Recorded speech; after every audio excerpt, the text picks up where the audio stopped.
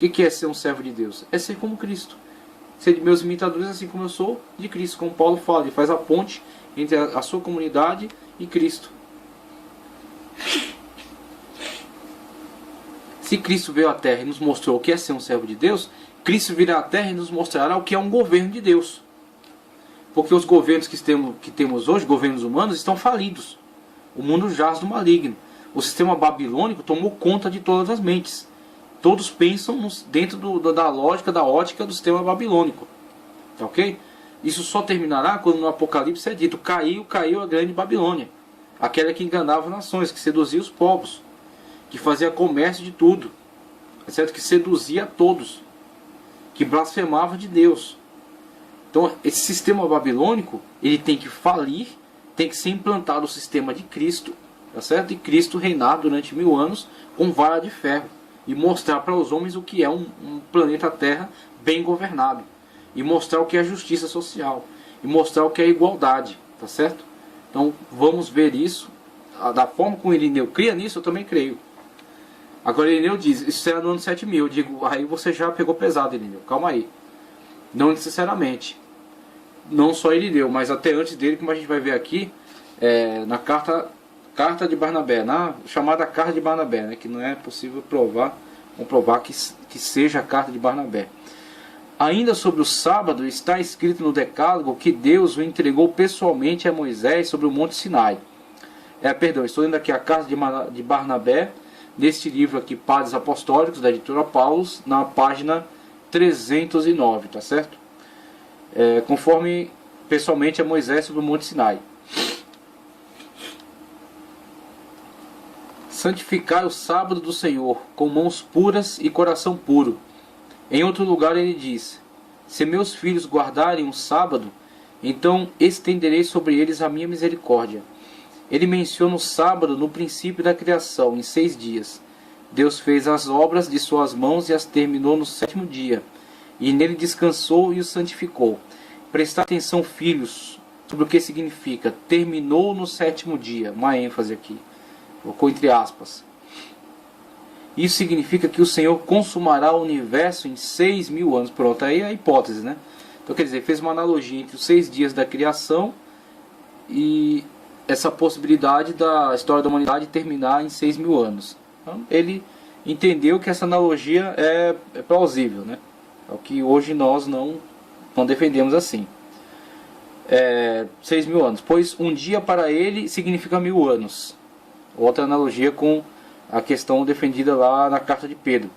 Ele próprio atesta, dizendo: eis que um dia do Senhor será como 1000 anos. Portanto, filhos, em 6 dias, que são 6.000 anos, o universo será consumado. E ele descansou no 7º dia. Isso quer dizer que seu filho, quando vier para pôr fim ao tempo do iníquo, para julgar os ímpios e mudar o sol e a lua e as estrelas, então ele de fato repousará no 7º dia. Por fim, ele diz: tu o santificarás com mãos puras e coração puro. Contudo, se alguém atualmente puder santificar de coração puro esse dia que Deus santificou, então nós nos teríamos enganado completamente. Porém, se este agora não é o caso, ele o santificará verdadeiramente no repouso. Veja aí, um outro ponto de vista que contrasta extraordinariamente com aquilo que os pós-milenistas entendem da construção do milênio. Eles entendem que é a igreja que constrói o milênio. E aí esse autor aqui da carta de Barnabé, que está refletindo uma visão que era geral na igreja primitiva, ele está dizendo que foi Deus que santificou o sábado. Foi Deus que consumou os 6 dias e Deus santificou o sábado. Ele fala, assim como nessa época nós não vemos possibilidade de santificar a nossa geração, né, de torná-la completamente submissa a Deus, assim também nós podemos entender que Deus a santificará. Quando? No ano sabático. No milênio sabático, aliás. Certo? No ano 7000. No tempo dos 7.000 anos, aliás. Quando cumprir-se os 6.000, e aí dar-se-á o início do 7º milênio, certo? Dos 7.000 anos. E nesse 7º ano será o milênio sabático. O milênio santificado pela mão de Deus, quando Deus mesmo santificará, certo? Quando Deus mesmo estabelecerá o seu domínio, o seu reino. Então eles tinham este ponto de vista. Esse ponto de vista foi defendido universalmente na igreja primitiva. Ele santificará verdadeiramente no repouso, quando nós formos capazes disso.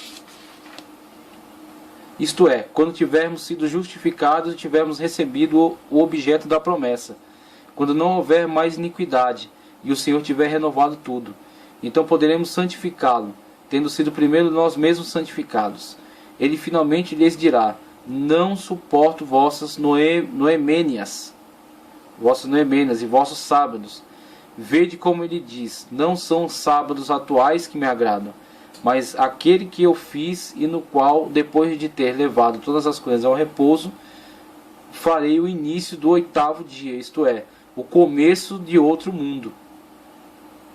Eis porque celebramos como festa alegre o 8º dia, no qual Jesus ressuscitou dos mortos, e depois de se manifestar, subiu aos céus. Então veja aí como os cristãos da igreja primitiva liam essa questão do milênio sabático, certo? Depois dos 6.000 anos de história cronológica, a entrada no ano 7.000, que seria também a entrada no reino milenial, o reino de Cristo sobre a terra, que seria uma santificação da parte de Deus em relação à humanidade. Então, aqueles que forem havidos dignos por entrar no ano 7.000, seriam aqueles que a mão de Deus santificou. O santificou para esse período da história, sobre o qual Cristo estará reinando, preparando-nos para o 8º, ou seja, preparando-nos para a passagem dos 7.000 anos, da passagem dos 7.000 anos para a eternidade. Então aí eu leio isso aí, entre a passagem do ano 7.000 para a eternidade e o juízo final. Então vemos aí as interpretações que a igreja primitiva fazia sobre esses textos. Dando sequência, homens como Irineu, e aí vemos aqui os autores, né? Os defensores do pré-milenismo. Homens como Irineu, Hipólito, Lactâncio e outros, em conformidade com a epístola de Barnabé, asseveravam que a primeira vinda de Cristo teria ocorrido na casa do 6º período de 1000 anos, e que no fim desse período Jesus voltaria pela segunda vez para estabelecer o milênio, o 7º período de 1000 anos, o milênio. Seria correspondente ao sétimo dia em que Deus descansou após a sua criação. Nesse caso, a segunda vinda de Cristo não poderia passar de 1000 anos. Uma variante do quiasmo era crer que, nesse período milenar, o Estado judaico seria restaurado e Davi voltaria para reinar na terra fisicamente, voltando a praticar no templo as antigas liturgias, inclusive os sacrifícios de animais. Este é um aspecto milenista muito judaizado. E aí é um extremo de judaização da visão milenista, né? Tem pessoas que embarcam demais na ideia do judaísmo, né? Principalmente aqueles que entendem que a igreja é a substituta de Israel, que a igreja na verdade ela se apropria das coisas de Israel, como se a igreja não tivesse uma história própria. Então Cristo, quando estabelece uma aliança conosco, ele diz que é uma nova aliança. Ele não diz que a velha aliança é que você agora está nela, né? Eu vos insiro na antiga aliança. Não. Cristo no Pesach, que é uma celebração tipicamente judaica, ele funda a ceia, ele cria a Santa Ceia, que é o compromisso do cristão em participar do corpo, né? Participar do corpo e do sangue de Cristo, que são simbolizados pelo pão e pelo vinho, e essa participação é em memória dele. Então, a nossa referência tipicamente judaica, ele funda a ceia, ele cria a Santa Ceia, que é o compromisso do cristão em participar do corpo, né, participar do corpo e do sangue de Cristo, que são simbolizados pelo pão e pelo vinho, e essa participação é em memória dele. Então, a nossa referência não é a Pesach do Egito. Nossa referência não é o Pesach do Egito. Nós estivemos no Egito corporalmente, escravizados corporalmente lá, e não passamos o Mar Vermelho, tá certo? E não entramos em Canaã. Nossa Canaã é a Canaã celestial. Nosso Egito era o mundo de pecado. Nossa passagem é a passagem para a salvação, né? Nós passamos pelo Mar Vermelho quando nos batizamos, fomos sepultados para a antiga vida e ressuscitados para a nova.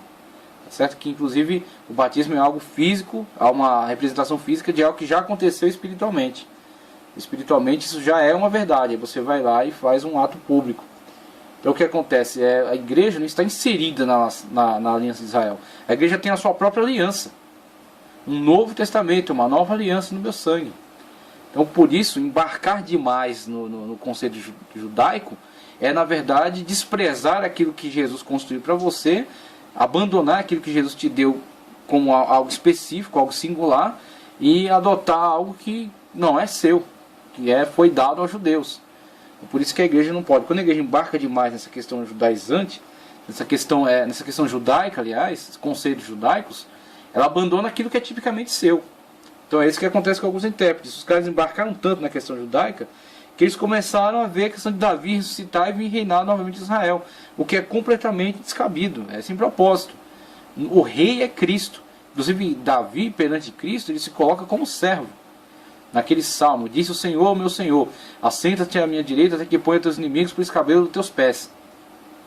Veja só, é o Senhor, disse o Senhor ao meu Senhor. Davi não vê Cristo como seu descendente, como seu filho, ele vê Cristo como seu Senhor, mesmo naquela questão de Cristo ser o descendente de Davi, segundo a carne. Tudo bem, mas Cristo não é somente carne, Cristo é Deus, ele é verbo divino encarnado. Então, segundo a carne, descendente de Davi, tudo bem. Mas segundo Deus, ele é o Senhor de Davi. E Davi o vê como seu Senhor. Então, aquele que reinará no milênio não será outro senão Cristo. O rei de fato, tá certo? O Messias. Aquele no qual todos esperavam. Inclusive Davi, no Messias. Então, é este Messias que reinará durante o milênio. Sair dessa ideia é embarcar demais no conceito judaico supervalorizado. Então temos aqui, esse é um aspecto milenista muito judaizado. Em geral, os pré-milenistas comuns, apesar de crer numa eventual restauração de Israel, não concordam com o esquema desses quiliastas, né? Que o quiliasmo, em determinado momento da história, ele acabou sendo desprivilegiado por essas visões exageradas, extremamente judaizadas. Aí trata um pouco acerca de Orígenes aqui, nós vamos voltar ali somente para identificar o livro. Então vamos falar um pouco sobre Orígenes também, nas homilias de Orígenes. Vamos ver um pouco por que Orígenes adota essa visão, essa visão alegórica, por que ele valoriza tanto essa visão alegórica, essa interpretação alegórica que ele utiliza nos seus textos, tá certo? Não demorou muito tempo para que esse quiliasmo sofresse grandes refutações, especialmente de teólogos do Oriente, tá certo? De Alexandria, principalmente, que era a escola extremamente alegorizante. E uma das razões se deu pelo fato dos montanistas terem excedido muito nessa ideologia. Então os montanistas avacalharam tanto a coisa que ficou insuportável, né? E foi um grande serviço prestado pelos arminianistas combaterem essas pataquadas aí desses quiliastas. Orígenes, Dionísio e Clemente foram os maiores opositores do quiliasmo. O principal argumento era que tal sistema, além de basear mais em doutrinas judaicas do que em doutrinas cristãs, havia um excesso de fanatismo desregrado, principalmente da parte dos montanistas. Um fator importante residia no fato em que o esquema quiliasta era muito grosseiro e materialista. Com certeza. É o que está acontecendo hoje nas igrejas, principalmente as neopentecostais, quando se engajam na pregação da teologia da prosperidade. Então uma coisa é a prosperidade bíblica, que é o homem que espera em Deus, aquele que Jesus disse, que não estejais aflitos com relação ao que haver de comer, nem de vestir, nem acerca da vossa vida, porque mais valeis do que os lírios do campo, todavia Salomão não se vestiu como deles, mais valei que as aves do céu, todavia não plantam nem semeiam, e o Pai lhes dá o sustento. Então a prosperidade bíblica é a prosperidade que espera em Deus. A teologia da prosperidade é a teologia que ensina as pessoas a tentar manipular Deus. Por Deus contra a parede. São as pérolas da teologia da prosperidade. Por Deus contra a parede. Ou se você passa algum problema financeiro, tem alguma coisa errada com você. Então o que acontece? Tinha alguma coisa errada com Paulo. Quando Paulo sofreu, Paulo disse que passou até fome. Tinha alguma coisa errada com Paulo. Então você vê, a teologia da prosperidade, ela tira a visão bíblica, ela cega a pessoa sai do conceito bíblico e começa a olhar pelos óculos da teologia da prosperidade, e começa a ver Deus como uma forma de lucro, um meio de lucro. Começa a ver a igreja como uma bolsa de valores, onde você investe 100 para tirar 1000. É aí onde mora o erro da teologia da prosperidade. O erro não é a prosperidade. A prosperidade vem da parte de Deus. Isaac nos mostra o que foi uma pessoa próspera. Quando alguém atacava, ele nem precisava revidar, ir para a guerra, nada disso. Ele saía, ia para outro lugar, Deus lhe dava prosperidade novamente. Cavava poços, encontrava água, prosperava. Aí alguém vinha, perseguia, ele saía para outro lugar, e Deus dava prosperidade novamente, até que os inimigos não tem como atentar contra esse homem, vamos nos associar a ele. Porque a prosperidade dele vem de Deus, de modo que nós não conseguiremos destruí-lo. Então veja, a teologia da prosperidade nada tem a ver com a Bíblia, com a prosperidade bíblica, que é a prosperidade do homem que confia em Deus, que espera em Deus. Assim é com relação àquilo que estamos discutindo aqui. Então a questão é que essas pessoas saíram do conceito bíblico. Eles saíram do conceito bíblico. Quando eles saem do conceito bíblico, eles adentram por esse tipo de visão grosseira e materialista. Eles implementaram essa visão grosseira e materialista com relação ao milênio. E como Orígenes tendia a entender os conceitos pelo lado espiritual, ele levou consigo a maior parte do grupo intelectual. E vejamos aqui o texto de Orígenes, em que ele nos passa essa visão que ele tem desse tipo de leitura bíblica alegórica, que ele chama de espiritual, tá certo? Então vejamos aqui na obra de Orígenes, no livro, o livro que está indicado aí é o Homilia sobre o Evangelho de Lucas, mas na verdade o livro que eu vou ler de Orígenes, tá certo, é o Contra Celso. Eu vou ler o Contra Celso de Orígenes. Foi indicado aí na verdade outro livro. O livro que eu vou ler aqui é o livro de Orígenes, o Contra Celso, que é uma apologia de Orígenes, da editora Paulus, tá ok? Vamos para a página 329, tá certo? No verso 49, que diz: uma leitura leal da Escritura teria impedido Celso de dizer que nossos livros não admitem alegoria.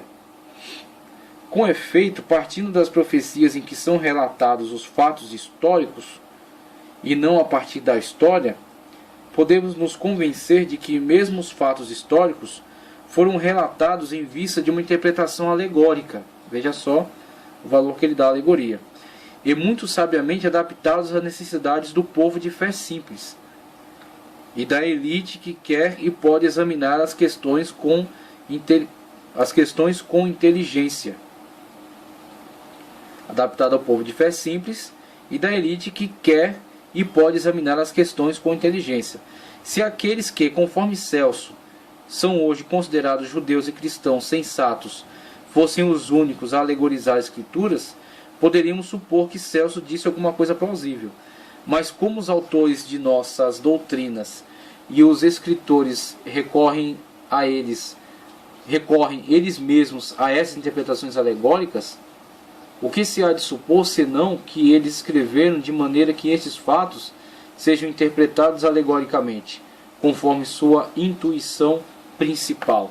Então vemos aí a questão de Celso, que era um ateu, combatente aí das questões cristãs, tentando inclusive fazer diversas acusações contra os textos bíblicos, e ele implementa a sua argumentação literalizando extremamente tudo.